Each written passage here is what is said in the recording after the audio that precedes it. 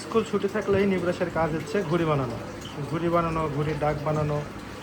আজকে নিবরাস বানিয়েছে একটা পৃথিবীর অষ্টম আশ্চর্য একেবারে পিচ্চি ঘুড়ি।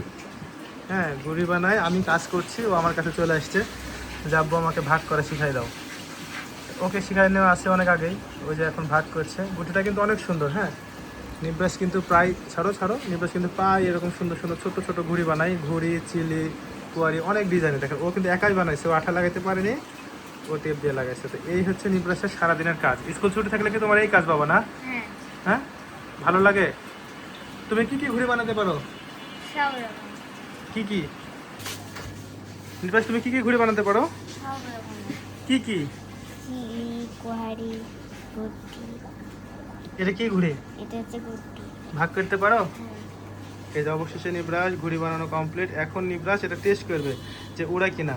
এখন তো বাতাস নাই রুমের মধ্যে, কিসে টেস্ট করা হবে? সেটা হবে এই যে আমার রুমের মধ্যে এই যে ফ্যানের বাতাসে টেস্ট করা হবে। চলো আসো নিবরাস, এখন এটা টেস্ট হবে। আসো, এখনো বাঁধা হয়নি।